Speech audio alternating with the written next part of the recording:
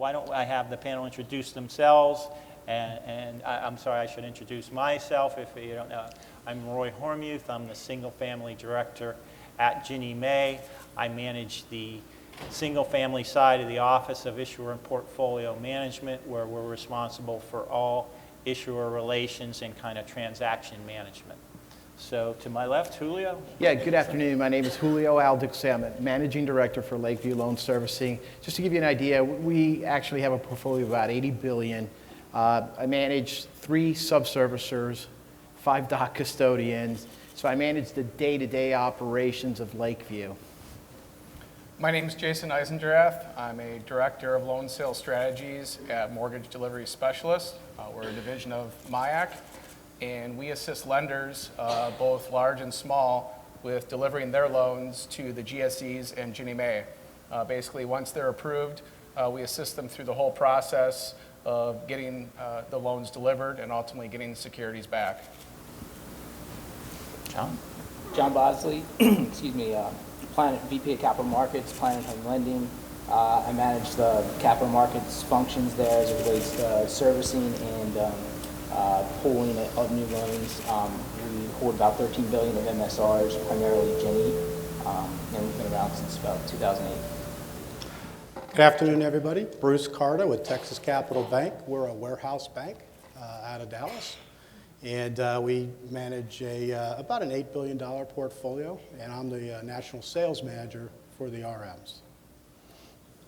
Okay, great. So, as I said, a lot of our new, and let me just do a little survey on the audience here. With people in the audience, how many of you come from issuers who are approved in the last 2 years? All right, a good amount. Of you in the audience, how many of you have actually delivered pools? Okay, that's interesting. Last year when we did this, a similar number of people were new issuers, but almost all of them hadn't delivered. So it's good to see the percentage is a lot higher this year. But hopefully the people on this panel can help you think about the whole process from end to end and help fill in any kind of gaps. So in terms of getting started, anybody on the panel here, what are some of the barriers in getting started with delivering Ginnie Mae loans? You want to Sure, I'll take that one. Some of the barriers that we see once you're approved are ensuring that you have the relationship set up with some of your external counterparts. Those counterparts could consist of your document custodian. So if you're currently delivering to one of the GSEs, you may have that doc custodian experience. If this is your first go at it, you're going to need a relationship with a doc custodian. Oftentimes we see, whether it's the Bank of New York Mellon or whatever doc custodian you choose, you'll need a relationship there. In addition to that, just setting up your various accounts. You're required to have a P&I and T&I account, for example, that gets drawn from. You need that set up so that can be drawn from. Third, I guess a third relationship would be a wire custodian. So once you have a successful delivery through GinnieNet to Ginnie Mae, and your doc custodian has certified your pools, well, Ginnie Mae needs someplace to wire your bonds, and so that's yet another account that would need to be set up. And I guess one other, and I'd maybe even put this before all 3 of the others, would be your LOS relationship, or your relationship with your loan origination provider.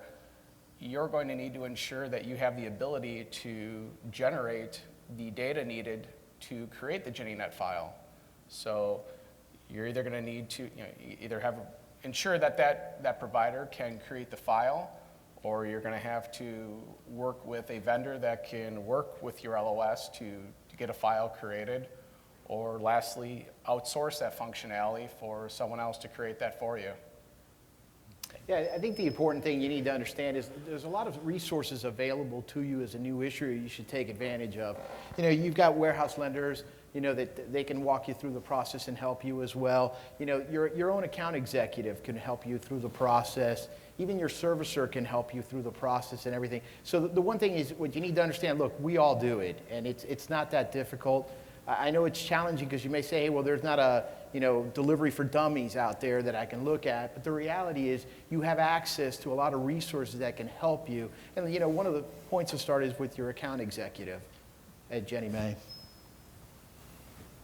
And since I manage all the account executives, give me your feedback, on anything we could do better in terms of getting you up and running. Actually, recently we've made a transition to have a dedicated account executive assigned to brand new issuers. Richard Washington, I don't know if he's here, but he is one of our most experienced account executives, and he will be dedicated to brand new issuers to get them up to speed in the process of getting all the necessary documentation into Ginnie Mae, as well as holding your hand through your initial delivery process. And then once you've done your first delivery, you'll be transitioned to a different account executive to work with you from that point on. But we're kind of creating a new issuer concierge in Richard Washington to try and help facilitate people coming on board.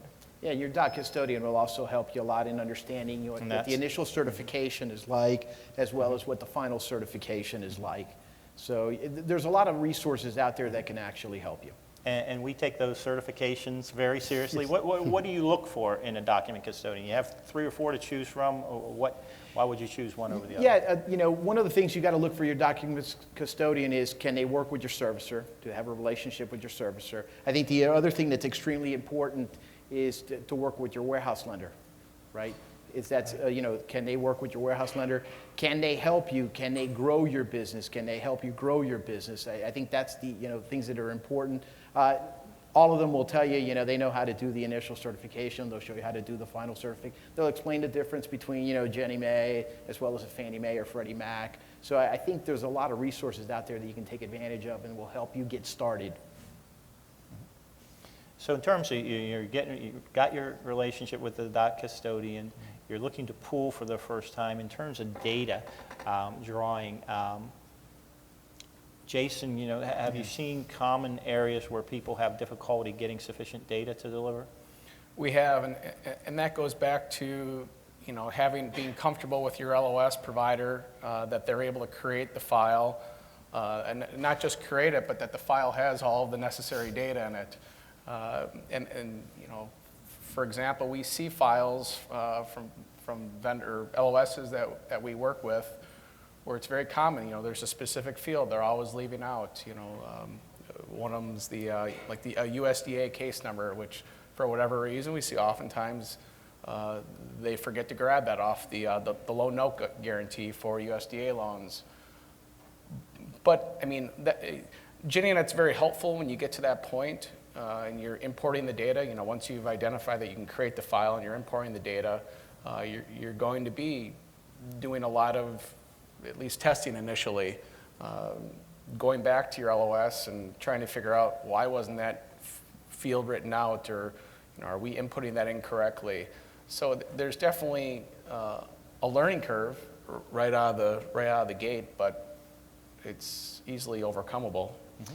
Yeah, the other thing is, like I tell you, when you get started, right, he talks a lot about your loan origination system, but you also may need to pull some data from your servicing system.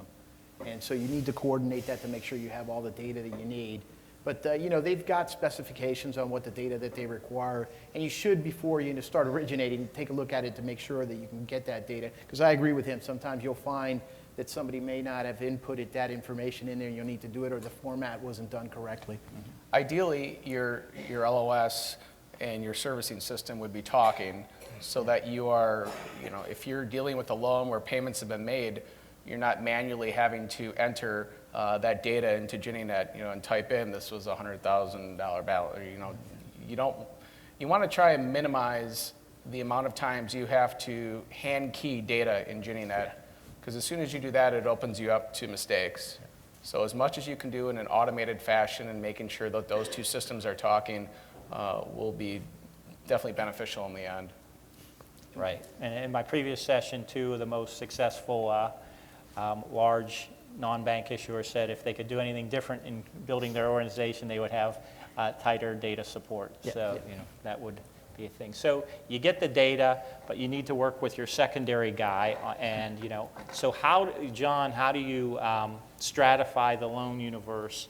You have your work with your production area. How do you stratify the loan universe and decide on pooling options? Sure. So what we do is we gather loan data from all sources. So that could be loan mods coming from our servicing system. That can be loans coming from our correspondence system or from our retail channel. Combine them all into one spot, and then really determine sort of best execution on the optimal way to pool those loans. So that could involve maximizing your jumbo allocations that you're allowed within each Ginnie pool. It could be looking at specified pools if there's a specified or a pool that makes sense for a bondholder to pay up above screen price for. What would be an example of a specified pool? So, one example is low loan balance, for example. If you have a pool of sub 85, all loans in the pool are less than 85,000 in balance. The broker-dealer community views that as a loan or a pool that will prepay slower. So if you work with any of your broker-dealers, I'd recommend you get a handful of them set up because they all have various axes and things that they like to buy, and then really just understand where the pay-ups are, and that's where you can work to best execute on your inventory, if you will. So it's kind of you have to play a happy medium between getting loans out the door because time is money. You want to get them turned as quickly as possible, but if you get enough size, you can start to benefit on those spec pool pay-ups. So those are a couple of things. If I could just add one thing, is you mentioned keeping an eye on your tolerances. For example, the number of conforming jumbos you have in a pool, and that kind of ties back to the data part as well. But that's an important point, to make sure that you are keeping your thresholds and you're watching your pooling and making sure you're not breaking any pooling rules, to know what all those rules are, and to not exceed the certain thresholds and percentages within each pool. And I think John brought up a good point that, one thing you may want to know as a new issuer, when you modify a loan, right, you can't modify a loan that's inside a Ginnie pool, so you have to buy it out, right? And then there is the possibility as soon as you buy it out, you actually convert it and everything like that, you can actually re-deliver it. So that's why he mentioned from their servicing system, you can do that as well. Okay, so John, you stratified the pools, you're ready to deliver, but you need a broker-dealer to do that. So what do you look for in a broker-dealer, and how do you set up that relationship? Sure. So, there's a number of obvious larger broker-dealers that we work with, the big-name banks. But what we look for is, really the ability, when we look at the MSFTA, which is sort of your rules of the road with the broker, that basically tells you how much, margin you need to post and all the rules of when you would need to post margin when you're in or out of the money on trades. So that's a big area that we look at. In addition to that is you can basically show pools before you get signed up with them. So before you go through the paperwork of getting a whole relationship set up, why don't you show them your pools and see if it makes sense for you guys to have a relationship if they're bidding your production well. So I would say, do that for a period of time, make sure, obviously they're comfortable with you as a counterparty, but I would also say to try to get as many of them, as possible bidding on your production. You don't want to have, 20 if you're only doing a small amount, but having a sufficient base to where your bonds get a view from the whole market. Great. So then, what do you feel are the financial benefits of delivering to Ginnie Mae versus selling whole loans release? Yeah, so we kind of touched on one of them earlier, which is the jumbo concentration. So, all the correspondent investors in some way, shape, or form have a hit for, loans over 417. So, if you have a $4.5 million pool of under 417s, and then you get a $450,000 loan, that goes in that regular Ginnie pool without a hit per se. So, to the extent that you're today selling loans out to your correspondents, and you can maximize or not get hit, that jumbo hit, when you take those loans in-house and securitize them. We touched on the other area with specified pools.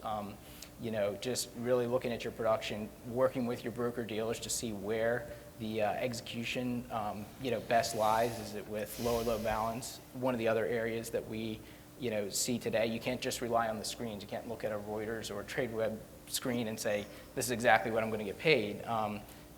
Ginnie 2 multi-issuer pools in the 4 coupon, for example, pay up from the regular Ginnie 2 4 pools. So there's a whole bunch of things. So really work with your broker dealers to understand the grids of where these niches are, and then you can really help maximize your execution by having a close hold on those. So in terms of the Ginnie Mae pooling options, how do you look at the difference between the Ginnie 1 and the Ginnie 2 pool?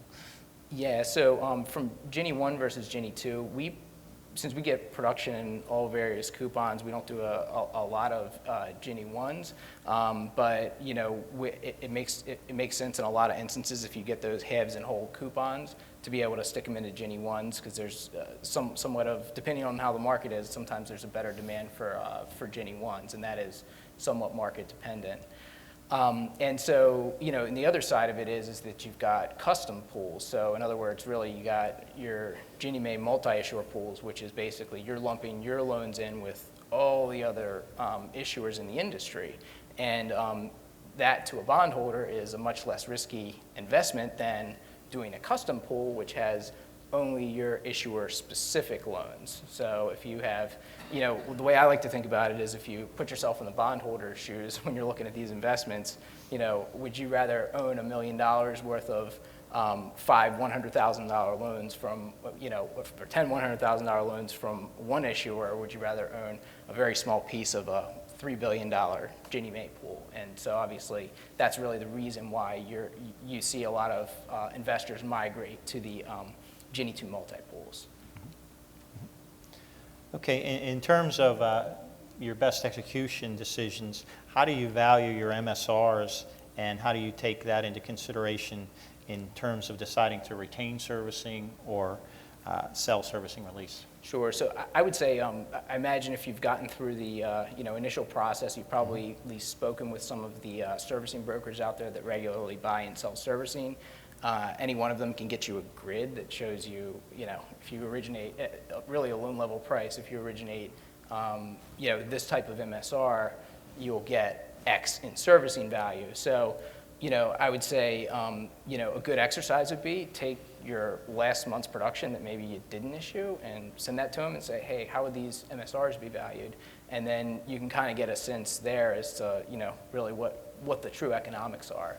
But there's obviously a lot more economics that play into it, because one of the things we focus on is cash, because just because you originate an MSR, that's not cash today that comes right into your bank account like when you sell released. So you've got to sort of balance that and work closely with your CFO and your other folks that are managing your liquidity to make sure you're financially able to do it. So there's sort of a give and take there. Okay, great. I don't want to leave Bruce out here. Warehouse lending is extremely important for our issuers, to get the liquidity. And, we like working with warehouse lenders because, they keep close tabs on the issuers. In some sense, we have aligned interests here. So in terms, Bruce, in terms of the mechanics of starting a warehouse lending relationship, how do you set that up? What's the timelines involved with that? Okay, there's really 4 basic things I think that you would really want to discuss with your warehouse bank as you decide to deliver securities through to Ginnie. First of all is you want to have everything set for the endorsement of the notes. And it's a Form 11702, I believe, which certifies it's a resolution that is signed approved by you, by your warehouse bank, and by Ginnie.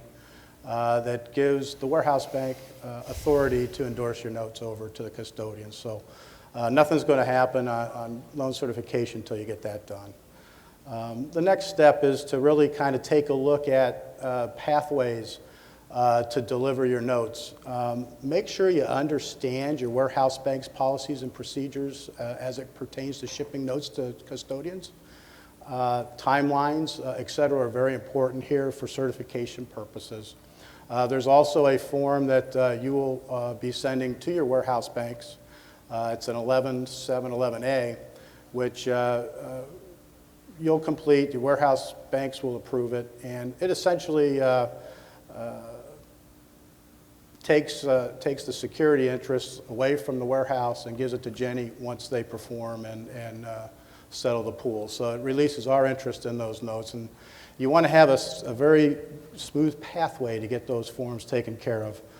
The original typically will go in with the collateral to the custodian, and time is often of the essence on on these transactions, particularly with certification dates and so forth.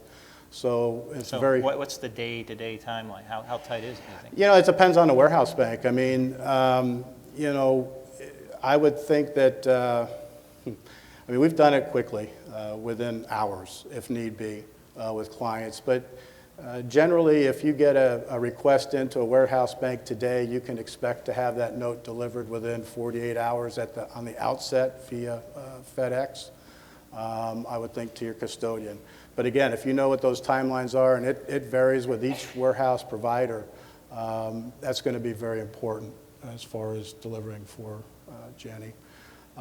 Another consideration, and it's another little pregame type thing before you start delivering, is when Ginnie pays down these loans, they pay down the pool. So a wire will come out, it's a pool wire. You may have 200 units in that pool. They may not be all with the same warehouse bank, so the funds are commingled. You'll want to designate a lead bank to receive those wires, and then have intercreditor agreements between your other warehouse banks in advance, so that those wires can be sent out once they're received and parsed out per warehouse bank to get your lines dried as quickly as possible. Without that, the wire's going to sit, and you know, your warehouse bank is still clicking along here with interest charges. So that's something that should also be done well in advance. And lastly is really just dwell times. You'll see your dwell times tick up a bit. And that impacts a lot of different things. You know, you could have some capacity issues month end. I mean, if you think about just adding 5 to 10 days on your warehouse dwell, that's a significant amount of money that's going to be tied up. So, you know, kind of look at capacity, look at, you know, execution. Know your warehouse lender's requirements and penalties if there may be for age loans. They may have some interest margin increases. There could be some fees. There could be curtailments. You know, but the whole part as far as getting set up is really a communication between you and not just Ginnie, but all your warehouse partners and, you know, as the other fellows have mentioned, any of the vendors that are involved. We're all here to help. You know, everybody in the shop, at least in my shop, has a very good idea and knows the time-sensitive nature of anything that would come from a banker regarding certification of a pool, particularly with the collateral. So find a warehouse bank that understands, and you'll do just fine. So in terms of monitoring your counterparties, what kind of reporting do you require your issuers on a monthly basis? Do they need to report their hedging? How? Well, we certainly look at a hedging report on a weekly basis. You know, a warehouse bank will take a look at your policies and procedures for secondary marketing, and you know, they'll go ahead and rubber stamp that and give you the opportunity to manage the interest rate risk on your pipeline. You know, but it is kind of a trust but verified type of situation.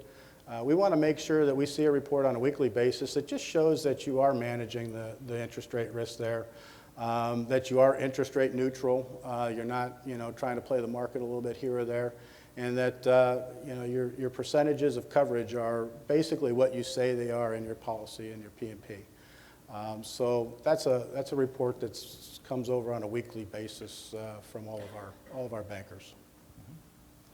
So you get the basic relationship set up. In terms of advanced financing, you know, why would somebody consider MSR financing or financing for advances? Why should somebody look at that? MSR financing has really taken off in the, well, really the last 3 or 5 years. We've been very active in that market over the past almost 4 years now. And as John said, I mean, your liquidity is, cash is king in this business. And when you're building this portfolio, you're giving up some SRP for now, right now, to kind of build that annuity down the stretch run, to kind of take out a lot of the peaks and valleys and smooth it out on your P&L. But that does take some cash. You know, there's some definite trade-offs that, you know, that you have to be aware of. As you build your portfolio, however, you can finance, you can get you can finance against your asset. And what that gives you is it just gives you a little bit of breathing room to where you can draw on those lines for, you know, schedule advance, what have you, to make sure that everything is set fine with the servicing piece. And also use it to buy other portfolios. I mean, you can pick up servicing through those types of financing relationships and so forth. And it keeps cash in your pocket so that you can meet covenants with your other warehouse banks or your other financial institutions.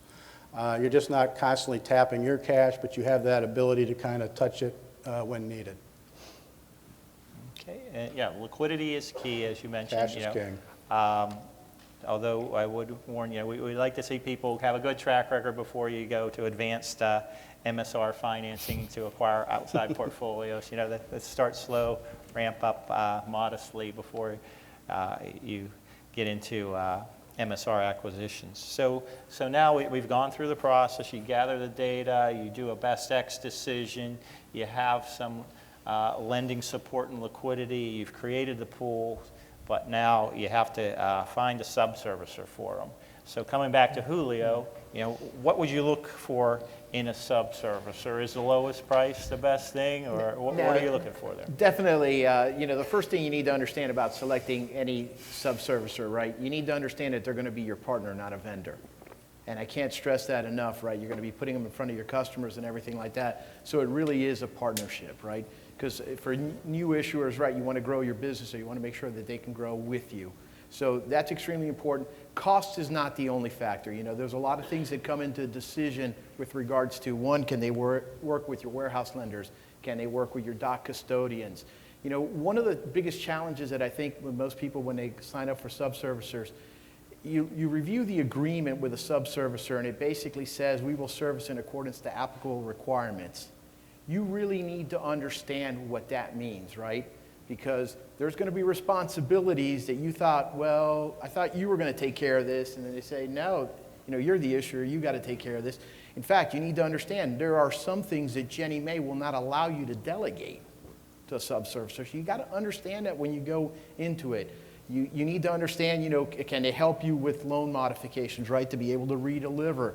You know, as you grow your business, you may want to participate in the 601 loan sale. Can they help you with that? You know, Lakeview is a big buyer of delinquent loans to manage our delinquency ratios and everything like that. You need to make sure that they can handle that process, right? Because we send them huge requests on the first day of the month to be able to buy out loans from pools, right? So you need to make sure. So one of the things I can tell you, again, you need to understand you're looking for a partner and not a vendor. You need to really understand the subservicing agreement. What are the responsibilities that you're going to be responsible for? What are responsibilities they're going to be responsible for? And really understand that. You know, one of the things I tell everybody is the first thing you probably want to ask when you get the subservicing agreement is ask them, can you please provide me copies of all the SOWs that you've sent out to other clients? You're going to find out there's a lot of stuff that you thought was supposed to be included in the price that's not there. And then again, you know, I think you need to, you know, reputation, right? You know, customer service, right? That's a big focus and everything like that. And then you need to understand if you do 203Ks, right? Some of the subservicers that are out there do not have underwriters on staff to finalize the 203K process and sign off. You need to understand that. So there are some products that they may not be able to. They may not be able to do Texas cash outs, right? That may not be. So you need to understand what their capabilities are. Mm-hmm. Okay, so you found the subservicer you like, you established the relationship. Mm-hmm. You know, what is your monthly process in monitoring their performance? Well, the first thing I can tell you, and if you sat in the other session that I spoke about, what I tell everybody, listen, subservicer oversight is not a spectator sport, okay? It's not just hand off the keys and, hey, you know, in a month, send me some reports and I'll take a look at it. The reality is you've got to be actively involved. It's a day-to-day evaluation of your subservicer. You know, we have numerous things that we do with them. It's day-to-day. There's weekly meetings, for example. You know, I sit on an actual oversight where we go over all of the service members' loans. Every Wednesday, I sit on that committee and we go over every loan that we have in there. You know, there's monthly reporting that we review. We actually, you know, we're big data hogs, so we actually use our modeling against the performance of the portfolio, right? We also look at, you know, we manage 3 subservicers, so how come this one's doing better than this one? So kind of champion challenger. The other thing that I would suggest, if you hire a subservicer, what happens is you build relationships with these people. You work with them on a day-to-day basis. We actually use a third party to come in and do an independent review of that subservicer. You should do that annually. The good thing about that is that you're actually, when they go in there, they'll review the entire operations. You should participate in this review. And what happens is you may learn that, you know, they may say, hey, you know, we've reviewed this when we were sitting down with you guys. Have you considered to do it this way? You know, we find a couple of other servicers that are doing this way. So it's a great way to find out best practices. But, you know, the one thing that I can tell you about subservicer oversight, again, it is not a spectator sport. You have to be engaged.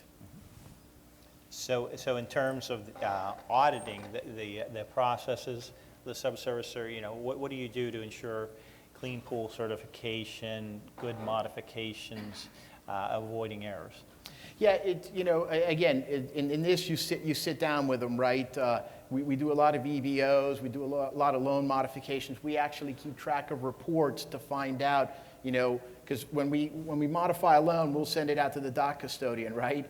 And we keep track of the reports of why we can't deliver the loan, right? What's the reason we haven't been able to deliver the loan? The notary didn't sign or anything like that. So again, you have to be engaged. You have to understand how the processes work. You have to audit their work.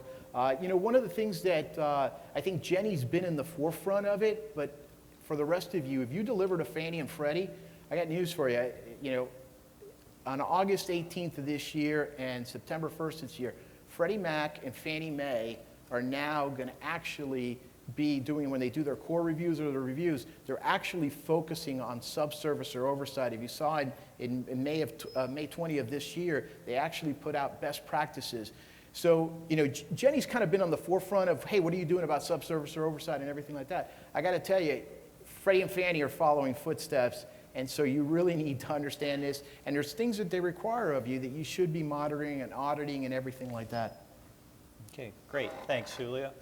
So now we've kind of put it together, you know, everybody is always concerned about staying profitable. So we just want to go down the list here. We could start back at the end. Any tips, anybody on the panel on best practices to be profitable, or maybe the flip side, avoid losing money in some of this process?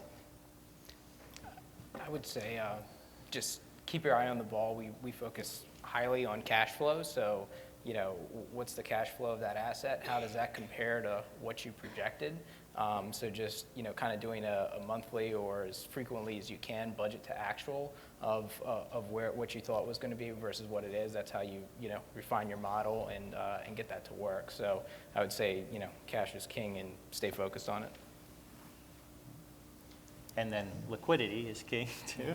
Bruce, right? Absolutely, yeah. So, you know, from a warehouse perspective, there's little things that you can do that will help your warehouse bank perform and make sure that you meet those deadlines, particularly with certifications. Just really communicate with them to get their idea on what their best practices are, and really kind of entwine that into your back room. And I think that that'll really just help eliminate a lot of the uncertainty that's out there when you're trying to get notes delivered and trying to get loans paid down. It really does make a difference just to ask questions. Yeah, what I would tell you is, listen, the most important thing is do it right the first time. Reworks is a waste of time, right? it's inefficient, it doesn't work out well, so do it right the first time. The other thing that I would suggest for anybody, obviously we talked a lot about originations and best X and everything like that, so I won't go over that. But one area that I think will help you stay profitable if you stay on top of loans that default, right? You don't want to get into curtailments, because you missed first legal. You don't want to get into curtailments because you couldn't convey the property to, those are going to be expensive things that are going to, hit your bottom line. So again, I think you really need to focus when loans go delinquent and really monitor and make sure that your subservicer is doing what they need to do. Because I can tell you with curtailments, you really could get some losses. And so you want to try to prevent that. And the other thing is, again, is just watching your bottom line, trying to be as efficient as possible. What I would suggest is one of the things that you do, and we do it quite a bit, we call, it's post-mortem, right? After we do some process or something like that, we'll sit down and we say, hey, what did we do right? What did we do wrong? And what could we do better next time? And so, that is a way to, you got to keep watching the bottom line. But again, do the things right. And by the way, and don't ignore regulatory. Make sure you don't take no shortcuts there. You will pay dearly if you do. I guess I would just add the process. I mean, if you're going through this entire process, from working with the warehouse lender to the servicer to, uploading your data into the system. I mean, if any one part of that you're feeling is inefficient, it probably is, and it's probably something that, you should talk to, your counterparts or whoever to see how you can better make it a more efficient process. So hopefully, this has been enlightening, how to tie it all together as a new issuer, establishing good relationships with your document custodian, warehouse lender, looking at your best execution closely, looking at your data, making sure that's good, and then on the servicing side, making sure you have a good partnership there and, keeping tabs on them. So does anybody have any questions for the panel or even in Ginnie Mae? Come on. So everybody's already issued and figured things out?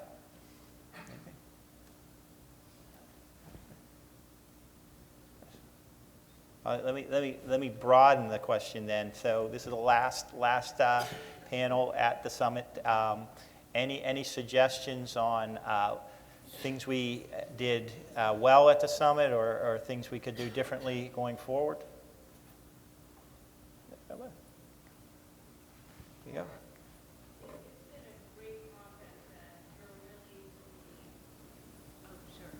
Thanks. It's been a wonderful conference, and you're really to be congratulated on it, and it's very impressive, and I think everyone can feel proud of working with Ginnie Mae and really doing just an excellent job and model for federal agencies. My only suggestion would be sometimes there were certain panels, breakouts that were repeated and others weren't, but there were some that we just couldn't catch, even though there are a team of us here from U.S. Bank. So maybe in the future there's a way to record these sessions and have them available somehow. Mm-hmm. Thanks for the compliment, and that's a great point. Actually, we had recorded this session previously, and we'll probably look to repeat that again, and we could possibly do that for certain panels. So send your votes on what are the most important sessions you'd like to see taped, and we'll see what we can do to do that. We have a nice facility at HUD that we can tape sessions. So let us know what would be most important for you to be able to see on tape, and we'll look to try and do that. All right, any other questions, comments on the conference?